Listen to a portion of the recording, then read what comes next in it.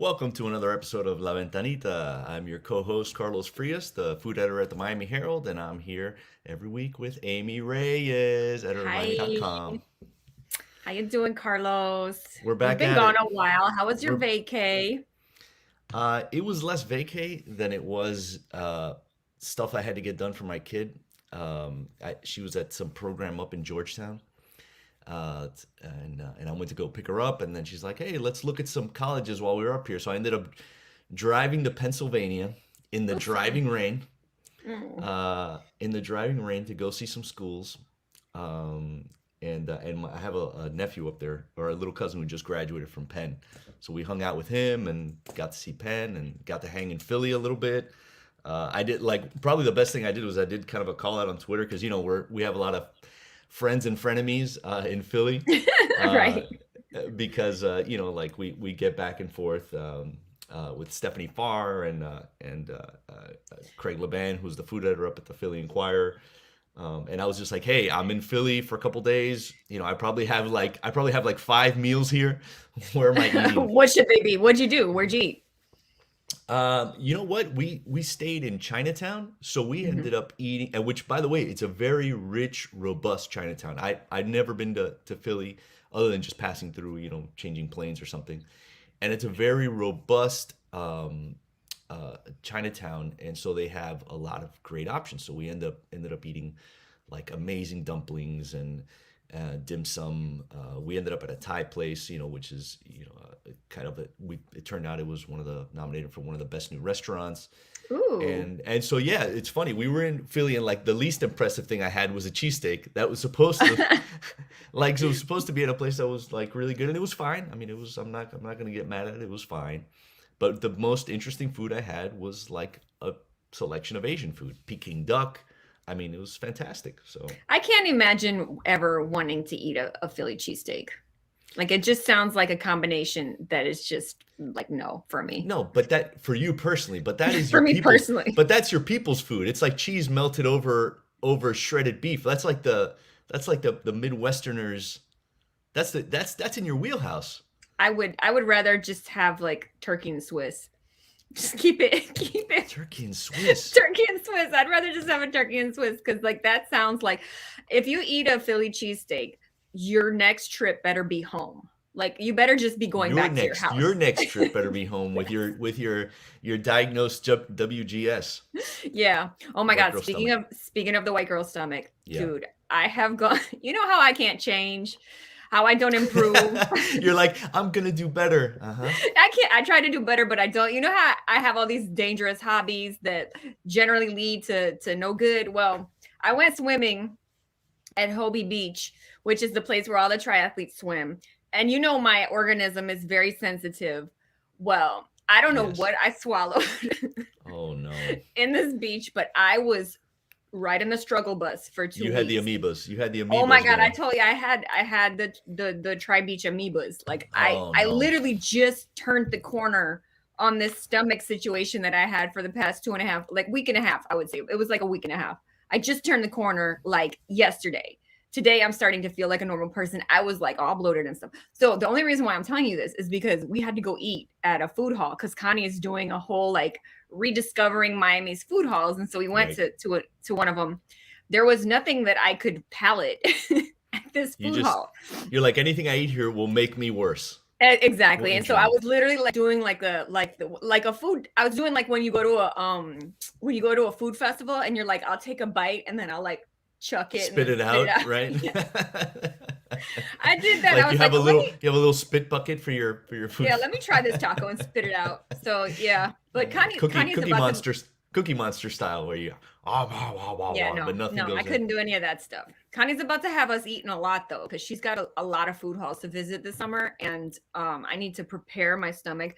I did invest in some Pepto, and I really Oh, think good it for you. worked. Yeah, Oh, I good think for it you. worked. I'm actually looking forward to this summer because since things always slow down by their nature in summer a little bit, um, uh, as far as restaurant openings and everything else. So I'm really interested in getting to a lot of those food halls with her, and like Yeah, helping her eat that food and see how they've come. Because I remember she had that great story where she ranked them, yeah. and I'm curious to see whether they how whether they that stack up now. ranking, yeah, whether they are still where we thought they were a couple years Yeah, ago. I think also a good question is like, are we done with? Are we kind of like over the hump? Like, is it a trend that's gonna keep going, or like, are we still there? Have we reached peak food hall? You know, so I think that'll be a fun thing to explore too, because a lot of the places that were really really good inside some of Miami's major food halls kind of just graduated, and now they have their own places.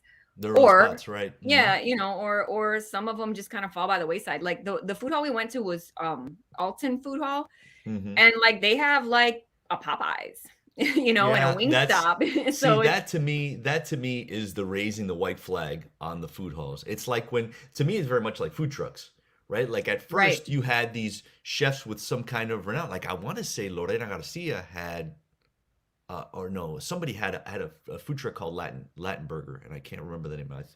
Um, anyway, but it was like these better known chefs doing kind of elevated food and small yeah. quantities, and they were in the food trucks.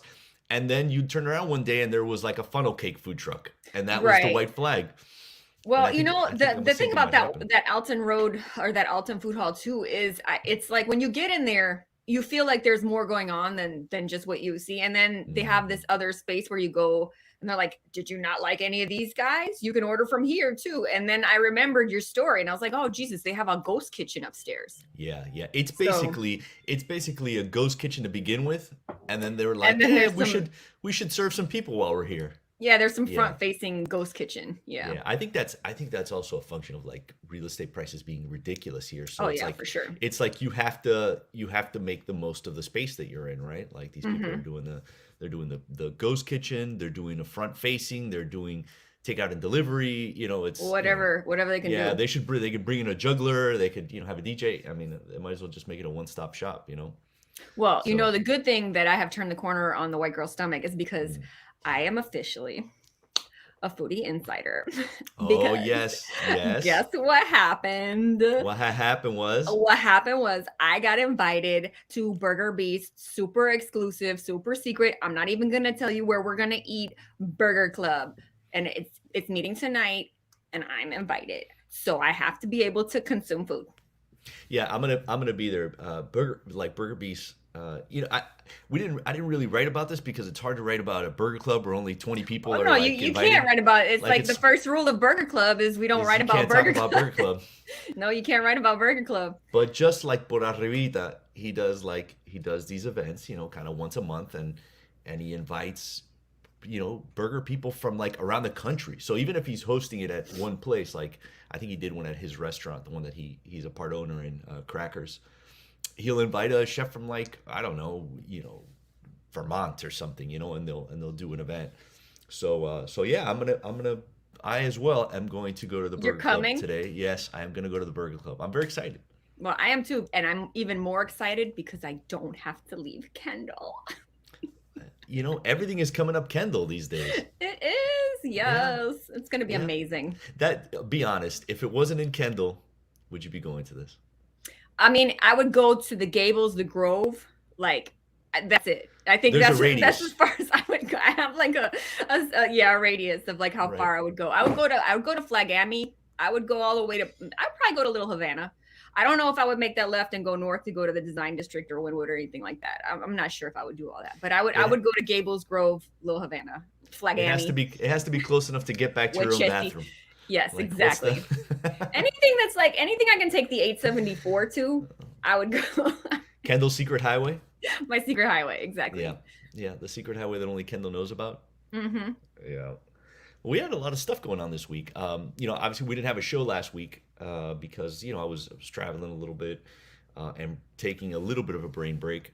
But it turned out that the food podcast, The Sporkful, which has a big national audience, and Dan Pashman is their host. They actually did an episode on Miami's Ventanitas and me and like my search for the first one, and we talked about my dad who was a cafe owner in Cuba, and it was like that was the big thrust of the show. So I kind of pointed for folks towards that, and I do that today. Like that episode I think turned out really well. So I think if you haven't heard it, I tell folks to go check it out. To look for the sporkful, like a spork, something between a knife and or a spoon and a A fork. spoon and a fork. And yeah, they He did. won. They He did won a a really James good job. Beard this year, didn't he? He did. He did. As a matter of fact, I think the two times that Dan and I have gone to these events, well, I mean, that we've been nominated together, we have both won. So I'm hoping to be nominated with Dan again in the future at some point. Nice. I That'd was be gonna nice. say, That'd be if they don't nice. nominate him, you might as well just stay home. Yeah, no, that's it. Oh, he's not nominated? No, no, it's gonna No, turn out badly. not I'm my not gonna go to year. that. But it was a really good show. Like, it's funny that that we managed to talk about a lot of things there. About just like Miami food culture, the cafecito culture, and we talked about my dad and my dad's murder a couple years ago, and really it was that grieving process that led me down this path. Like, it was a summer, and it was that first summer of COVID, and we were all Hmm. like there was so much looming pressure, and I don't know, that to me was an outlet. Like, something about discovering the first Ventanita. I was looking at this old photo of my dad, that they used as part of their show. This old black and white photo. He's standing in the middle of his little cafe in Cuba, drinking his coffee, and it just set me down this path. Like, why is Miami the only place that has these Ventanitas, these coffee Hmm. Ventanitas? And it was a part of my grieving process. I And remember when you were working on that too, because it was during COVID when there was like not a lot going on, and I don't know if everybody else knows this about Carlos, but Carlos likes to get in to something. Like, he likes to go into the mine and like pull out all the rocks and yeah, look at them for a while and then put them in order. Like, yeah, and that's what he did with the Ventanita story. He went in the mine and he was like, Amy, can we buy these photographs from this archive? Because I really think it would enhance the story. So like he was just like really, really deep dive into that. And it came out amazing. And I mean, you literally found the guy who claims that he invented, the Miami's first Miami's first Ventanita, which is Ventanita. like, an iconic part of our culture now. Yeah.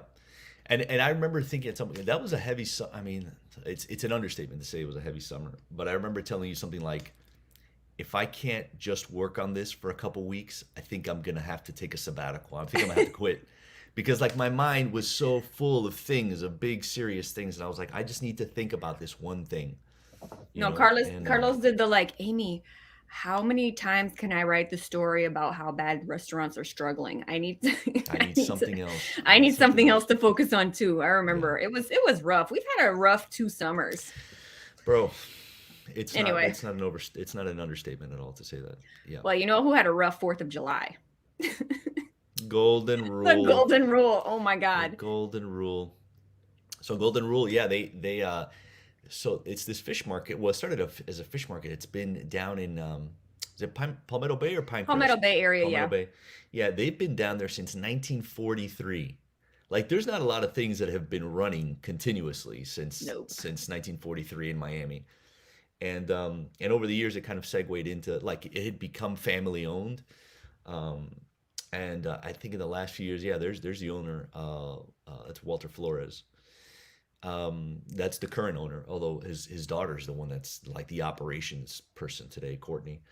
And they built this really cool tiki hut in the back, which I have to admit I have not been to. I've only seen it, but people love going there, especially during COVID, like where you couldn't be indoors, and people were really looking for places to eat outdoors. They have this great tiki hut, and of course, Fourth of July foolishness, somebody's firework ended up in that tiki hut, which is like, it's nothing but dried palm leaves, cypress poles, dried cypress poles, It's just and like it's just kindling. flammable material Yeah, waiting to combust. it's just kindling. Yep, basically. And it was like, I mean, I think Only and Date had some videos that they shared from other folks who were around, who went to see it, and it was like, it was an inferno, man. But the building itself was not touched at all. Like, I think the tiki hut was just far enough away.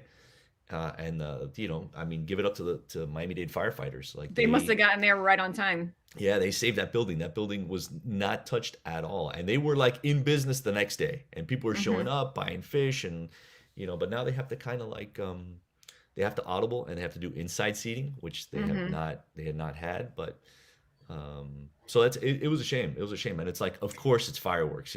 Yeah, of course. When you were writing the story, we still were kind of the the cause was cause. still up in the air, but we were like, yeah, around the 4th of July, we know dum-dums in Miami. Yeah, and it was like Miami's gonna Miami. and by the end of the day, my co-writer around that story, Gretel, who she got a call and she was like, yeah, it was definitely fireworks. It's like, of course it was. Of course it was. It's what we all thought it was.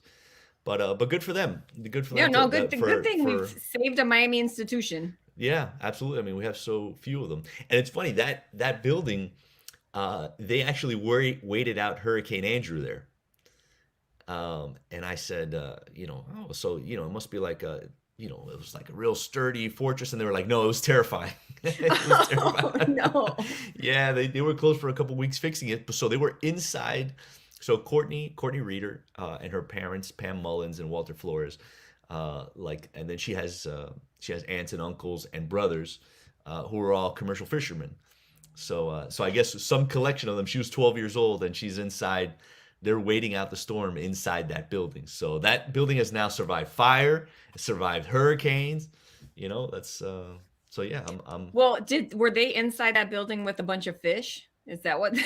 I guess. What happened when the electricity went out? Oh, start eating the fish. I'm Sushi. just saying they had to like really like They start had a to really fish fry hustle. right out the gate. For sure. I bet you that would have been a smart thing to do. I would be surprised if they didn't do that. We have to go back and read some of those archives. Well, another Miami institution that things are changing around. I don't know if you've ever been to this place, but it's another place down south. It's called Wagons West. Mhm. It is basically like the essential like greasy spoon diner. It's basically like Mel's Diner, Yep. except for more like cowboy stuff around it, Yeah. And that place has been owned by the same guys for like 40 years, and now they are ready to retire. So now it's up for sale. And Maddie Marr interviewed the owner, Wally, and Wally was just like, yeah, I'm ready to go, but I'm looking for that person who's going to keep Wagons Westy. Like he Right. wants to continue the tradition of, fluffy pancakes and big burgers in a dark Western saloon type In of a dark vibe. Because Western saloon. like everybody who lives down here, everybody has their favorite breakfast place. If I was going to go to a diner like that, I would probably go to the Muffin Tin or the Tin Muffin, I think it's called. It's another one of those like plaza pancake places. But we found Deli Lane, and so we have a really good experience with Deli Lane, and we like Right. that place because the $6 mimosas, and we have a waitress that we just love. And so Right. like once you get that kind of a plug at a local place, you don't ever deviate. Right. But Wagons West is the kind of place that has that kind of a following. People wait hours outside to go into this tiny little diner to get pancakes and burgers and stuff. Yeah. Like it's a real hot spot for locals. And now it's up for sale. So if anybody wants to own it, Now's the time. now's the time to own a I piece don't- of I really don't think Pinecrest that history. like those that formula is pretty easy to continue. I think. I mean, Mhm. you know what I mean. Like it's very simple food, diner food.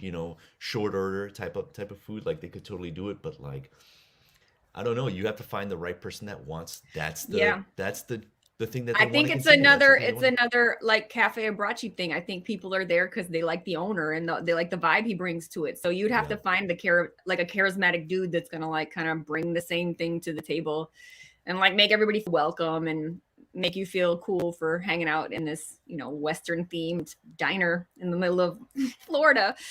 So yeah, no, it's up for sale and you can own it. I always get that one and the Chuck Wagon mixed up. You ever been to the Chuck Well, Wagon? well, the truth of the matter is that he was trying to kind of summon the Chuck Wagon vibe with the name without Uh-huh. crossing into legal issues with it. This So makes yeah, sense. Wagons West was his take on like, On the Chuck Wagon. it was his homage to Chuck Wagon. Exactly. Right.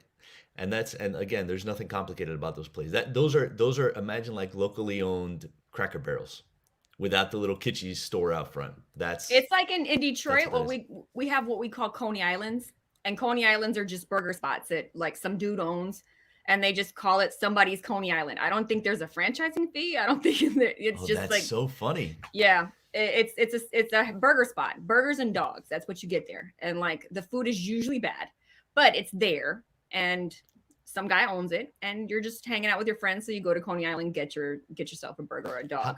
How far are you and your family from opening Amy's Coney Island near the Dorothy up in Michigan? That's a great idea. Like just down the street. Like that is a great idea. Call it Dorothy's Coney Island. Coney Island. And then you have the Dorothy, and it's all that they all play off each other. I'm telling you. That's genius. That's and I can handle burgers and dogs. Like that's not a problem. You know what I'm saying? But you can't be the. Are you gonna go do it? Are you gonna go? Be no, I'm not. But I can handle like chef? Emotionally. I can handle a menu that consists of like 4 things. Right. And there has to be something for you there to eat. Oh, speaking of Detroit, so Burger Beast does this. I think it's almost annual where he does this tour. Like he and his wife get in the car, and they drive around the country eating at different comfort food spots. And he went to Buddy's Pizza. And I think he said that it was like the pizza was amazing. I have to find his Instagram post or something. But he said that the pizza was like fantastic. And I was like, wow, Amy is validated. She's justified here. I know. I'm saying Buddy's is dope. I can't convert people to loving Buddy's because I do feel like it might be one of those like acquired tastes. But the fact that Burger Beast likes it, because when I first brought my husband to Michigan, and I was like, try the bounty that is Buddy's. He was like, what? Yeah, but Latin people don't get down with pizza necessarily all that much. Like I don't know. I mean maybe that's just a gut thing because like my mom like. It's not food. It's not food to you guys. Exactly. Cuban moms will say, es una comida. Eso no es comida, yeah. Es una comida. ¿Qué pizza ni pizza? Es una comida. Ooh, there it is. There's Buddy's Pizza. Oh, man. I can't say that looks... all right, it is what it is. Take a look on the screen. It's good. Don't be a hater. I see very cheesy. I see crusty edges. Yeah, it's like the crust is really thick and greasy. Like it's thick and it's greasy, like on an internal level, not even on the outside. It's like greasy throughout. The whole thing is just like a big greasy focaccia with cheese and good tomato sauce. It's the bomb. You need to come to Michigan. Well, I will say it reminds me a little bit of Pequod's Pizza, the one up in Chicago that I had a couple weeks ago. And it's one of those places I try to go to when I'm in Chicago, just because it's not necessarily like deep dish where they make it like where it's like a pie, it's like a meat and cheese pie. It's more of just like a thick bread pizza, and the edges are kind of cheesy and crusty. What would be the most Miami equivalent of that for you? Is there a Miami equivalent of that kind of pizza? There's a couple places that are starting to do it. Like I see there's a place called like Vice Pizza that's doing it. The one over here in Kendall. Yeah, I have not been to that. I haven't been to it yet either. Old Greg's does do that. I mean, Frankie's Pizza. Like Frankie's Pizza is like I would put that and Buddy's Pizza in the same category. Like that old school square pie, baked in a tin. Not in a tin, but like in a pan. Like a pan pizza. Yeah. So we have those places. Just it's just things come in cycles. People get excited all about it. Like all of a sudden there's square pizza, and like I think Jeremiah, that chef Jeremiah has one in Time Out Market. It's like and that's supposed to be a Detroit style pizza. Oh, okay. As well too. So well, then I'm gonna go with Connie when she revisits Time Out Market. So I can try it. For sure. We're gonna hit all of that. So. Oh, speaking of pizza. We have just gotten the most validating ranking in the world regarding Miami's pizza. So there's an Italian. There's just like a list. They did this list in Italy. Let me find the name of the company that did it because it is amazing that we could have any. It's okay. So it's 50 top pizza, an Italian pizza guide to the best pies on the planet. They released their 2022 list of the top 50 pizzas in the U.S. and honor 3 Miami-Dade pizzerias. Okay. I don't know how to pronounce this first one. O Monticello. O Munacielo is that one. I mean, people swear by that place as like their favorite pizza spot in Miami. So like that is not a surprise. Stanzioni 87. Yeah, Stanzioni makes a nice Neapolitan style pie. They have a little spot there right off of. You stop calling it Gaiocho there when it crosses into Brickell, but it's basically right on Southwest 8th Street when you cross into Brickell. And what's And the then other La one? Leyenda. La Leyenda Pizzeria in Miami Beach. Yeah. That had a high ranking. Is that number 8? Is that what I'm reading? Am I reading Wait, that right? it's No, that's lower. no, That's low on the list. no. Number 5 was Mona Cielo, and then number 34 was 87 Stanzioni, Stanzioni. and then La Leyenda is she has it as 8. Okay. Maybe she wrote it wrong, but yeah, Okay. no, yeah, she has it at 8. I mean, So those people try to hate on Miami pizza, but Miami has a lot of good pizza, and um not just one style, like lots of different styles, because we're such a hub for Latin America and Europe, and that I think we get lots of different pizza styles here. You know. well, if you read Connie's story, all 3 of those places are Napolitano kind of pizza, and all of the owners are like from Italy, you know. So it's like Right. they're doing things a very traditional way that isn't necessarily the like New York style or Detroit style. Like they're doing things the way that Italians in Italy would probably appreciate pizza. Right. I think we see that more than we do like what you would call New York style pizza. I think we see more of like, because we have so many Italians that visit and live part time in South Florida. So I think we see a lot more Neapolitan style and Roman style pizza and stuff like that. So yeah, we got our own thing. We got our Yeah, own we thing do. down here. We're crushing. We're crushing in Yeah. all aspects. Yeah. Um, there was another. We had another couple closings and stuff going on. The Wood Tavern, right? That announced it was closing while I was off, and Yeah, Connie wrote that it was like Wood Tavern and La Rosas, which are owned by the same guy, right. right? So he had Wood Tavern inside of his other venue called what's it called? Pizza and beer, I think. Pizza and beer, So and like those Wood two Tavern closed. closed. Like the original Wood Tavern closed in last year, 2021. Like Something like that. yeah, like during the pandemic, they closed the original Wood Tavern, and there's a picture of it, and it was like it was this real quiet bar in Wynwood. It was one of those original places that brought people to Wynwood, and by people I mean like locals. There was no long lines. There was no velvet rope. You went in, you could buy a $2 beer.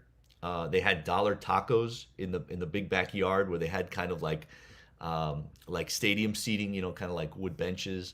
Hmm. And it was like just a cool place to hang out in an area where there weren't tourists taking selfies in front of everything. But then Wynwood changed. Wynwood kind of it became much more popular, and it became popularized, and maybe gentrified. And there was less of an appetite for locals to go there to begin with, so there was less an appetite for places that were really just for locals. So I know that they closed, and then he tried to open in that other venue of his, but Yeah, and it was like a huge spot, and yeah, he couldn't sublease part of it, and it didn't work out for them, which is too bad. right. And the thing that I've been getting the most feedback from in the newsroom is everybody was really sad about Las Rosas closing, which was a venue in Alapata, Yeah. and it was And another it's victim. like it was one of those where you crossed right under I-95. I-95. Well, traditionally it's split Overtown in half and like killed Overtown early on for a while. Now it's obviously making a huge comeback, and it's even in the popular zeitgeist, now. But so it kind of split Overtown, and on either side of I-95 you have Alapata and you had Wynwood on this side. So if you went just under I-95, you had La Rosas almost on the corner. Like you went one block and it was right there on the corner. And it's like where the Wynwood people went to when Wynwood started to get stupid. Hmm. And I will say I went once. We parked on this, like there was no parking on the street. There was one spot, and like next to us was a car on blocks. And my girlfriend, now fiance, we looked at each other and we're like, nah, I don't think so. No, we're good. We're good. Nah, Let's go. yeah, Let's go back to Flagami. yeah. I was like, I'm a little too old for this. I'm a little, I like just the fact that I see that and I make these judge Yeah, calculations. the connections. Yeah. I was like, this ain't for me. Hmm. But it was a favorite of the The 30 Youngs. 32 and below. The Youngs liked it. The Youngs liked it, man. Yeah. And you know what? Any place that is, and the reason it closed, right, is because some big company bought like a couple blocks of it, right?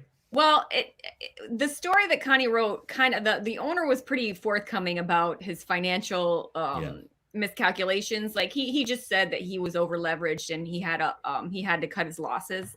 He's keeping two properties open. He has another two restaurants still open. I think it's Oh, the one in Alapata, right? yeah, It's he has the other one that. in Alapata that's got a weird name. I can't remember it off the top of my head. And then he's got a place called like Mojito Bar or something. And Right. That's in Wynwood. he's keeping both of those because they're still producing well, but the other three properties he was just overextended. And so I think it was just one of those things where he just couldn't keep his couldn't keep his money right, and he Right, was right. he was pretty honest about it. So The place in Alapata is Tyrona, Tyrona, yeah, Tyrona. I right, mean, right. a bad name to have Rona in the name now, but I I mean, know it's but very that's unfortunate. a real popular spot because it's kind of like it was a big outdoor area, and it's got like if I remember correctly, it's got kind of like a Venezuelan feel to it, right? Like they have like arepas and things like that, and it's kind of like a hangout spot. So I'm glad to hear. Oh no, mentira, it's Colombian. Right. Well, he just since he closed everything so suddenly, we got a lot of feedback. Like a lot of Yeah, unhappy employees were yeah. reaching out to us.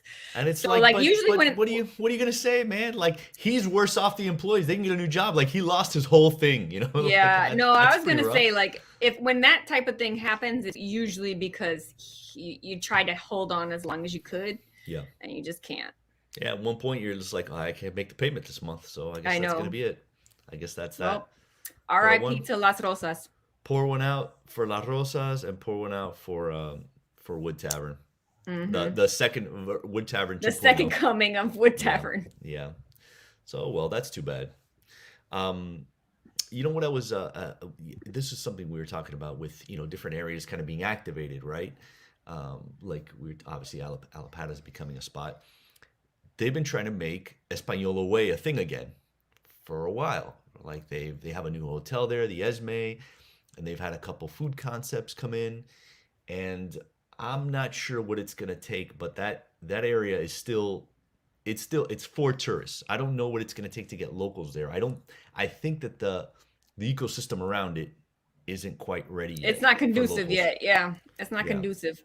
I think I, they've tried. They had oh god, what was that? The ben pop up me, that Ben Me. They had that ben place, me. and that place is good. It's just that I guess it just wasn't sustainable because that place opened and closed like in about 9 months. And people are still saying good things about Tropezon, which sounds like a nice place to go, but it's very Cocktail bar, small. right? Yeah. Yeah. And that restaurant around the corner, what's it called? Pani Vino or something like that. Panivino, right? Connie went and she really liked it. Yeah, Connie went recently because they keep on winning like all these awards. Like people keep voting for them as like the best, casual dining or the best, local Italian restaurant.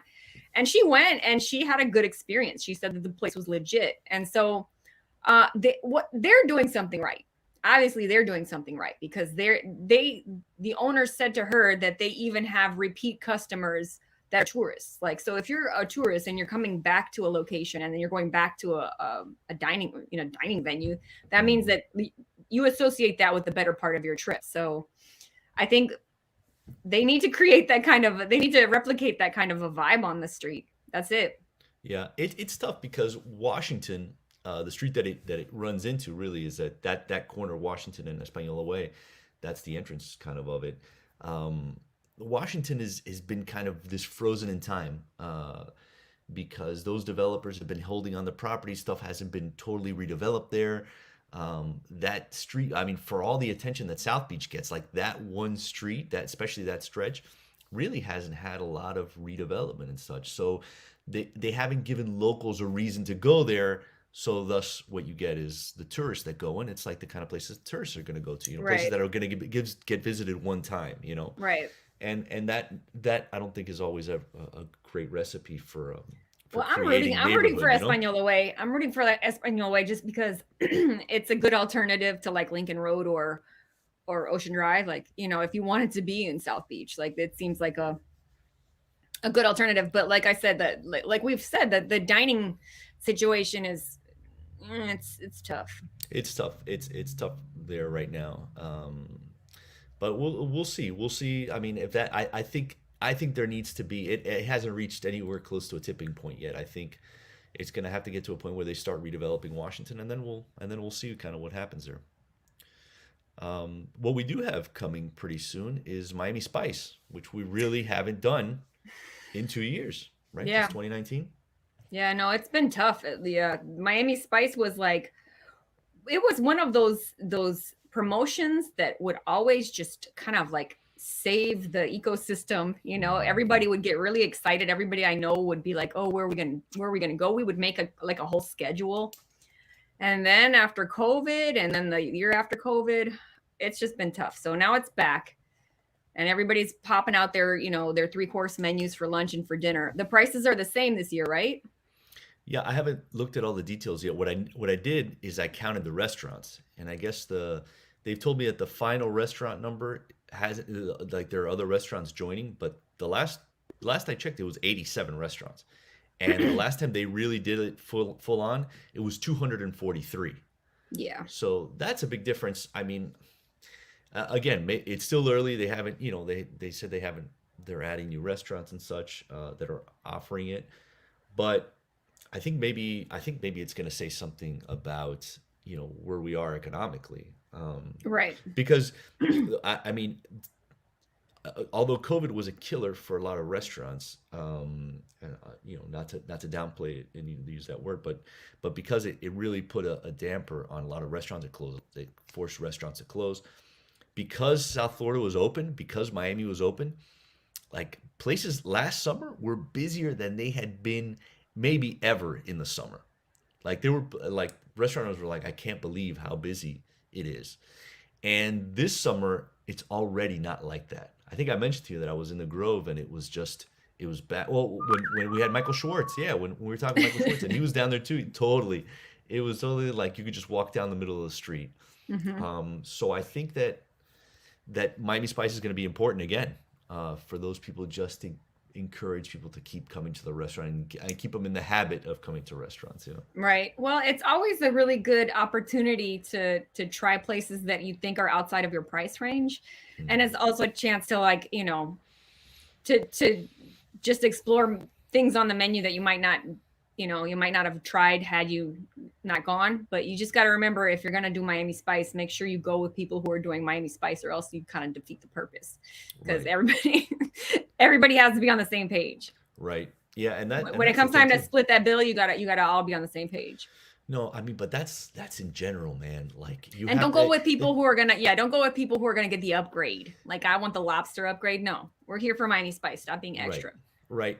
No, but I actually respect that more than the person who's like, well, I didn't have y'all ordered that appetizer and I didn't eat a piece from that, and that the hardest thing to do is find people that you're compatible with, to travel with, to Yeah. go to restaurants with. Like that's really the hardest challenge because Yeah, I it think can Miami really Spice is a good first step. You can see how do they behave in the wild when when you have to order dinner.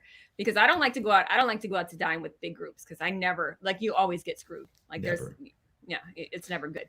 I never like that. To me is not the best venue for hanging out with big groups of people. Everybody's sitting down, you know, the 12th person is on the other end of the table, Yeah. That's never that to me is not a great venue for that.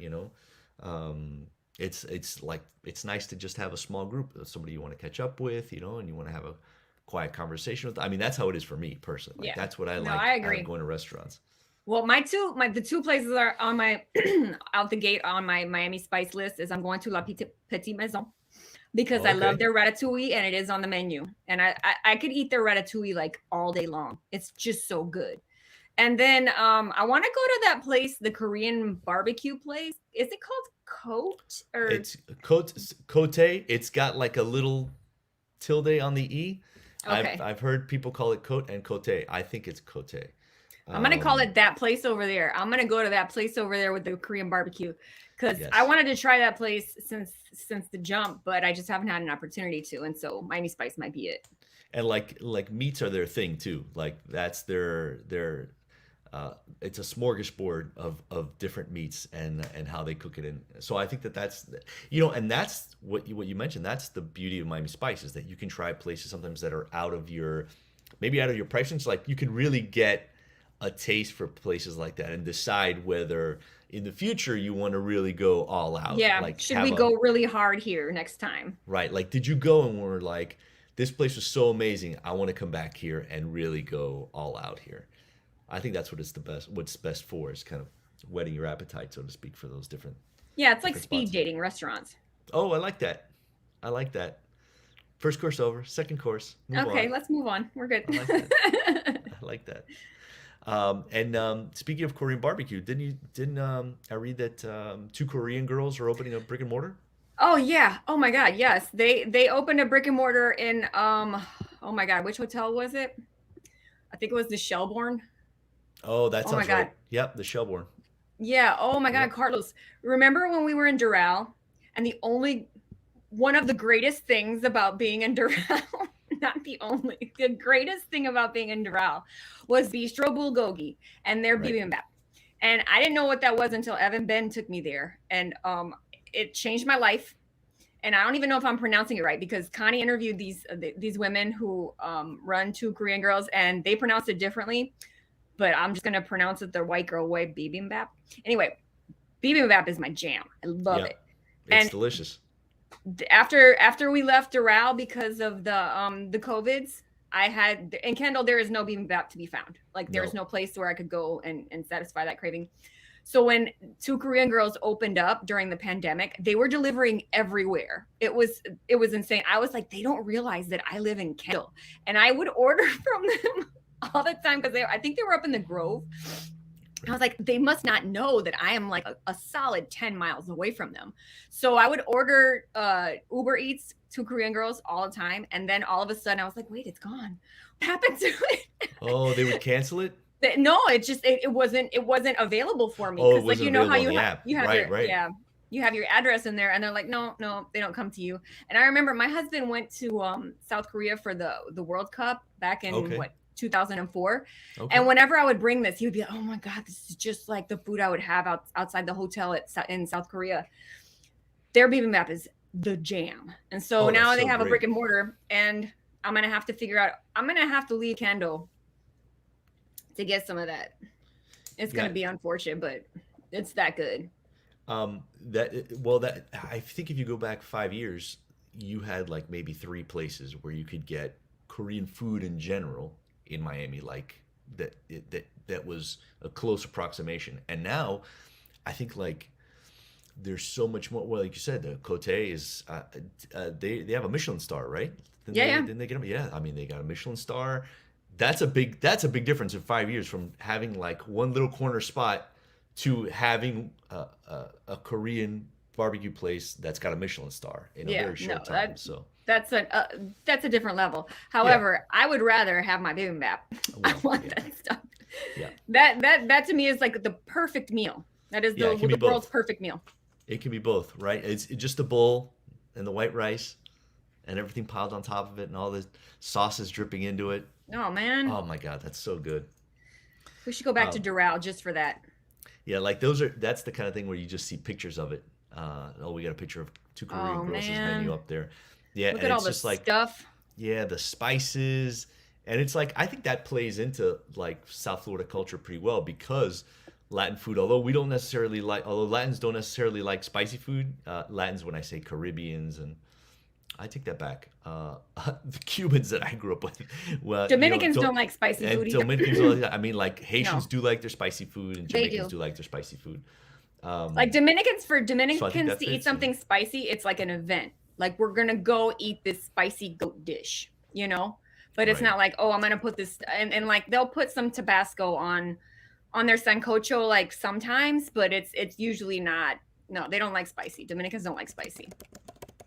Yeah, no, but I think what they do appeals to an audience that does like spicy. That's down here. That does have like strong Latin flavors, and then the heat. So I like it. I love it. I love that it's kind of opening the door to that.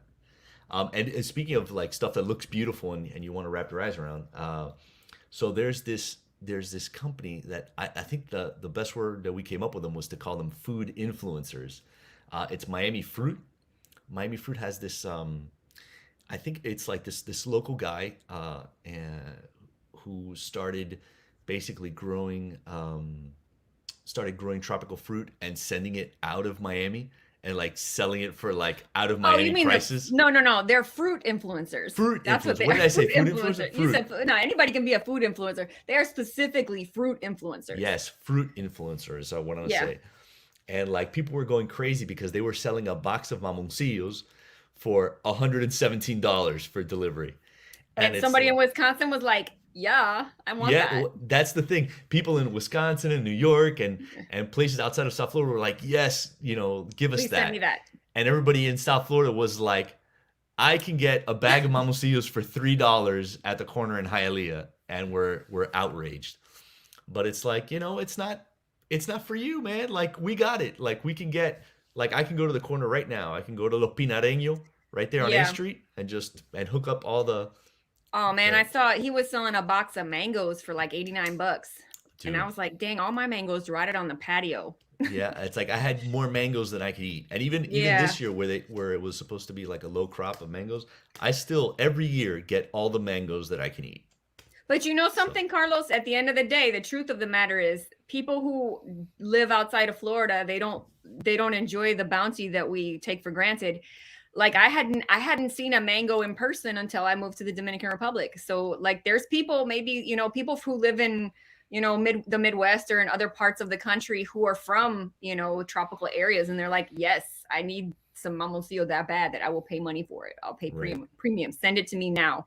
Right? No, I mean we're spoiled. We're spoiled by that we have all the tropical fruit that we can want. But I am interested about those folks and how they kind of grabbed everybody's attention. So Well, go meet those Uh, fruit influencers. They sure do make everything look pretty on the gram. they sure Or, do. I'm gonna all their fruit looks so good. I want to buy it too. I just don't want to pay $117 for a box of And- mamoncillo. and you don't have to. No.